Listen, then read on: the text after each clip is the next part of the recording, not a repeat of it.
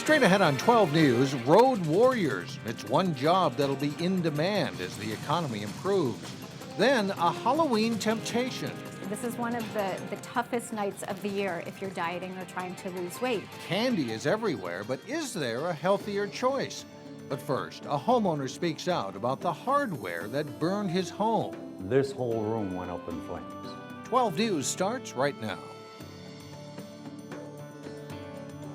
The Maple Grove Fire Department has a warning every homeowner should hear. Counterfeit electrical equipment and power strips made in China. As Sonia Goins reports, a Maple Grove family is paying a costly price after using a faulty power strip. This whole room went up in flames. Mike Reichert is now in the process of rebuilding what a fire destroyed. It was just devastating. We didn't know where we were going to sleep that night. On July 30th, his Maple Grove house went up in flames. It turned into a 3-alarm fire. The fire started in the basement. The window blew out. The heat and the pressure from the heat blew those windows right outside. The whole house was destroyed. If it wouldn't have been for the neighbors, both these units would have went up in smoke. Fire officials say a faulty power strip was the blame. Power strip was plugged in here, sitting on the floor. And my grandson's computer was sitting on a table, and it shorted out right here. That power strip was made in China. And we are finding that we are having problems with electrical equipment that's coming from China. Power strips manufactured in that country are usually made of very thin plastic and have internal metal components that can come loose. We've had, fires over the years where either it doesn't have a UL listing or it's a very, very inexpensive made piece of equipment. Fire officials are also seeing fake electrical products. Investigators across the country have found some that have been counterfeit. They've told us that's one of the major causes of house fire. Mike says from now on, he's only going to buy power strips made in this country. If you can find American-made power strips or surge protectors, that's what I would recommend buying. Now, fire officials wanted us to remind people to use power strips or surge protectors that have an internal circuit breaker, like the one I have here, and also check to see if the strip has a UL or ETL listing on the package. And Mike and Alex, you can also head out to the Maple Grove Fire Department's website to see what else you should look for. It's hard to tell by just looking at it, but so you depend on underwriters' labs to say that this is a good one. Check it out, and it's always on the label, too. Oh, very good. Thank you. Thanks, Sonia. A Crystal man is one of 10 people charged in a scheme to intimidate witnesses to recant testimony from a murder trial. 24-year-old Jesse Walker faces 2 charges as an accomplice and for bribery. According to the criminal complaint, Walker wrote to a murder witness offering to funnel money to him for recanting his testimony. County Attorney Mike Freeman says the charges are the result of a 2-year-long investigation. He says the group worked together to intimidate witnesses. They've beaten these witnesses up while they were in prison. They've threatened to harm their children and family outside, and they've tried to bribe the former witnesses. Freeman says prosecutors are trying to send a message that this kind of intimidation is unacceptable. When you drive I-94, it might be hard to imagine that there is a shortage of truck drivers. But as Renee Bonneau reports, industry experts say as the economy rebounds, there won't be enough truck drivers to meet the growing demand for products. As a kid, I rode along in a truck and then you get hooked on it. About 20 years ago, Brad Mock turned his childhood dream into reality. Right out of high school, driving local, mixer trucks and construction trucks, that sort of thing. And then about 21, I went over the road, long haul stuff. We ran into Mock at a truck stop in Rogers. He says breaking into the trucking business now is harder than it used to be. There's a lot more trucks on the road, things are a lot more expensive. It's always something. The laws change, the rules change, and it's just hard to keep up with all of it. Theria Bridges started trucking a little more than a year ago. I thought it was good money, and you get to travel and see different things, but it kind of went the other direction. It was hard for me getting home to my family. The pay wasn't that great. According to the U.S. Bureau of Labor Statistics, truck drivers on average make about $40,000 a year. Yet, as the economy improves, there won't be enough truckers to meet growing demand. Truck drivers are just getting older, so more people are exiting the industry.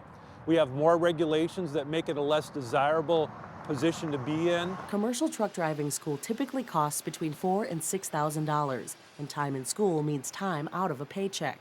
Also, once drivers are licensed, there's the issue of being away from home. So trucking companies are adjusting strategies. They're trying to do more shifting of loads, handing off of loads, so drivers aren't gone as long. The American Trucking Association's website reflects an ongoing push to recruit and keep good drivers. The trucking industry is always going to need skilled, qualified drivers. Theria Bridges recently started his own trucking company and expects he too will struggle to find good drivers. People that's reliable, and people that really want to do it. In Rogers, Renee Bonneau, 12 News.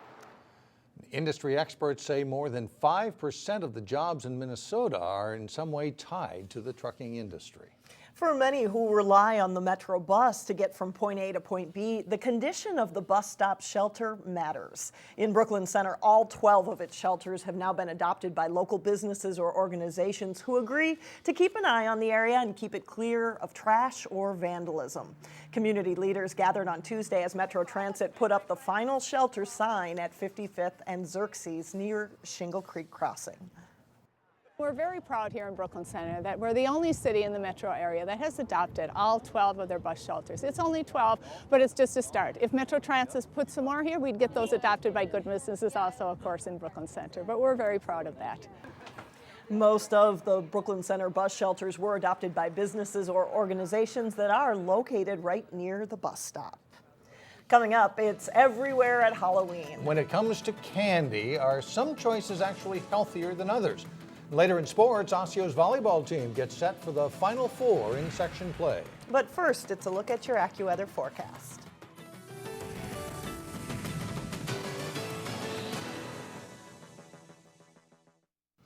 Fire officials say older adults are nearly 3 times more likely to die in a fire than the overall population. That's why the Maple Grove Fire Department is teaching vulnerable seniors about fire safety. And this week, firefighters stopped by the homes of Meals on Wheels recipients to replace batteries and smoke alarms and install new smoke and carbon monoxide detectors. They also talked to them about fire prevention around the house, especially in the kitchen, which is where most fires start. When it comes to Halloween, admit it, we like to sneak a piece or two of candy for ourselves when the trick-or-treaters come to visit. No. Yeah, it's true. As much as we might try to justify it, there is nothing healthy about eating candy. But as Delane Cleveland explains in today's Health Check, some choices are actually better than others. Many of the tasty Halloween treats on the store shelves will soon end up in the hands of trick-or-treaters. That is, unless the adults get their hands on them first. Of course, it's about celebrating candy, and that's fun, but it's important that you enjoy Halloween in moderation. North Memorial weight loss blogger Malia Fry says that's easier said than done when you're handing out your favorite candy. This is one of the toughest nights of the year if you're dieting or trying to lose weight. That's because even those small sample sizes can add up if you're not careful. But some candy choices are better than others, according to a list compiled by the American Council on Exercise. Some of the choices that are maybe not as good are going to be some of the things that we all love, the things that are chocolatey, crunchy, creamy. Case in point, Reese's Peanut Butter Cups. 1 cup equals 110 calories and 6 grams of fat. Rounding out the list of the worst choices are Mounds bars, Almond Joy, and Kit Kat bars. Kit Kat, we love the crunchy chocolate stuff, but these things tend to be higher in calories because they are higher in fat. Meanwhile, there are some quote-unquote better choices on the market. So some better choices, Dum Dum Pops, Tootsie Rolls, either the fruit chews or the chocolate chews. That's because they contain fewer calories and less fat. And they also take longer to eat. So, you can get a Reese's Peanut Butter Cup down in about 1.5 seconds. It takes 5 minutes to enjoy a Dum Dum Pop. Also on that list are Starburst Fruit Chews, Candy Corn, Jolly Ranchers, and York Peppermint Patties. Still, there's one thing to keep in mind. If you are enjoying even some of the better choices, it's still candy. It's still a lot of sugar. In Brooklyn Park, Delane Cleveland, 12 News. I think we need the sad trombone sound effect with love that. the bad Reese's stuff. Pieces comes, I know it. Coming up, why some young people are learning early how to pitch in during a crisis. And up next in sports, a closer look at 3 local prep athletes and their outstanding performances this month. We start with volleyball, and it's on to the next round. Osseo hoping to make it one more round after this. We're down to the Final Four in Section 5 3A volleyball. Second seed Osseo is ready to go for Wednesday's semifinals. The Orioles played well in sweeping Champlin Park in the quarterfinals. That's after losing to the Rebels during the regular season. They hope it's a sign of things to come for a team that seems to be putting it all together late in the season. I agree. We've been playing our best volleyball recently. Felt really good to beat them in 3. They actually beat us earlier in the year, so there was no looking past the 7th seed there, with Champlin coming into our house a few weeks earlier and taking it to us. So real happy with how they came out, played, and really competed against Champlin. Osseo meets 3rd seed St. Michael Albertville in the semifinals on Halloween night. It's a team they've heard good things about, but don't have much in-person knowledge of. Just what I've heard is they have really, really scrappy defense. They're just going to keep everything up, and I don't know, they're a really good team, and we don't really know that much about them, to be honest, because there's no film we can watch, and we just learning from other people who played them. Osseo and St. Michael Albertville hit the court at 5 o'clock Wednesday at Blaine High School in the first semifinal, followed by Totino Grace against top seed Blaine at approximately 7 o'clock. The state soccer tournament is out of the cold this week with 4 days of games at the Metrodome. In a game just completed before this taping of 12 News, Wayzata's girls beat Blaine 4-1 in the Class AA semifinals. 12 highlights of that game Wednesday starting at 4 on 12 News. The Trojans play White Bear Lake for the state title Thursday afternoon at 3. And in the Class A girls' third place game, Totino Grace lost to South St. Paul. Grace Steinhauser scored with 1:22 to go in the match, only to see the Packers score with 17 seconds left in regulation to win it 2-1. We're now in the thick of the postseason for many high school sports. October is always a big month for local athletes as they try to peak when it matters most. Jason Miller looks back at 3 of our best athletes from the month. Hopkins' Joe Klecker just keeps winning races. The sophomore won the Lake Conference meet on October 11th, then took first place in the Section 6 AA meet last week, securing a spot at the state meet. Klecker is quickly establishing himself as one of the best runners in the state and has made huge strides since last fall.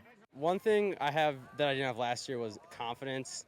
Now I'm confident that I can run with just about anyone in the state, and last year I always knew every race that I was coming in as an underdog. So the confidence definitely helps, knowing that no one can just run away from me. Patty Zhao ripped her way to the Class A state final last week. The junior followed up her section title with a run to the state championship in which she did not lose a set. Zhao lost to St. Paul Academy's Sonia Das in the final. Zhao played #1 singles for the Mustangs all season and was the #1 seed at the state tournament. Maple Grove wide receiver Jake Wenicky was scary good in October. In the Crimson's 4 games this month, Wenicky racked up 620 receiving yards and scored 8 touchdowns. His 4 TDs against Centennial set a school record. He pretty much is 190 yards a pop, and everybody and their mother knows we're throwing to him sometimes, and he still finds a way to get open and go up and get it. And it's been really fun to watch him kind of come out of his shell and have a year like this. I think it's been a shock to many, but he's worthy of every accolade he gets at the end of this year, and I hope he gets a lot because he's had his dominant years I've seen. We now turn the page to November and state tournaments in many sports. Who will step up when the games mean the most? Stay tuned. Jason Melillo, 12 Sports. Thanks, Jason. Osceo's football team is into the semifinal round of the section playoffs. On this week's Sports Jam on Channel 12, Jay Wilcox profiles one of the Orioles standouts. Here's a clip from that story. Number 17, Kray, started the season as a top defensive gun at linebacker for Osseo, and he's lived up to that, entering the playoffs as far and away the Orioles' leading tackler and with 8 sacks. But he's been a revelation as a running back, averaging over 6 yards per carry with 449 yards and 6 TDs. I still definitely think I'm more of a defensive player, but I'm starting to get the hang of offense the more I practice it and more game experience I get, but defense is definitely just more natural for me. He's just been great. He flies around on defense, flies around on offense. In the Andover game, he had like 14 tackles and 33 carries. You know, that's just running around crazy. And every time any kid tells me he's tired, I'm like, you're not tired. Kray just did this, you can't be tired. He's got this will to win that I haven't seen in a lot of kids. You can watch the rest of the Troy Kray story and much more in this week's Sports Jam. Watch it through Wednesday here on Channel 12. And that's a look at sports. So the other kids love That's Kray, right. Yeah, right? apparently. Thanks a lot, John. In Local Vote 2012, we are focusing on candidates for Robbinsdale School Board this week. 5 people are running for 3 positions on the board. Today we'll hear from Helen Bassett and John Vento. Hi, I'm Helen Bassett, and I'm seeking re-election to the Robbinsdale School Board. After serving for 10 years, I'm running again because I believe that my advocacy, experience, commitment, and talent make me one of the best candidates in this election. Over the years, I've learned a great deal about school finance, student assessments, and the role of teachers' skill and training on student learning. I've learned how the arts expand critical thinking and creativity for students. I know the importance of fair and tough labor negotiations, and I understand the role of community in visioning for the district. We want to increase district connections to seniors, young professionals, and business. They are stakeholders too. I can strengthen those connections with your help. Thank you for allowing me to serve. I ask for your vote on November 6th. I'm John Vento, and I've been a resident of Golden Valley for the past 10 years. My wife Shannon and I have 2 daughters attending Robbinsdale area schools. I believe public education is a key contributor to a strong and diverse community. As a parent, I have a current perspective, and my professional background and the time on the PTO give me the experience needed to implement solutions our school board needs to be successful. The district needs to improve its communications and needs to work harder to keep area families in District 281. I will bring clarity and candor that help busy people understand our schools. We need to make sure District 281 provides the opportunity for students to meet the teacher that can inspire them, and where our teachers have a chance to inspire our children. And coming up, making sure they are prepared for anything. Local scouts show what they can do when an emergency arises. We'll be right back.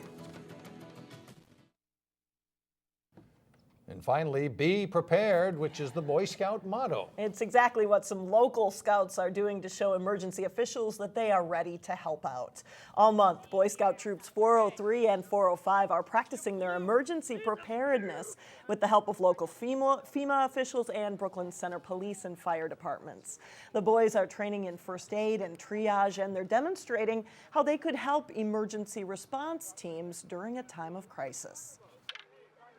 Because the people are going to be really booked. They can't get to everyone at once. So what we'll be doing is helping out those people that they can't reach. So then we patch them up and wait for the professionals to arrive. All right, well, doing any actual medical work, of course, is unlikely. Officials say these scouts are off to a good start, and there are plenty of ways that they could help out during a crisis. For now, they're earning credit, badges, and that sort of thing. That's right. That does it for us. Thanks for joining us.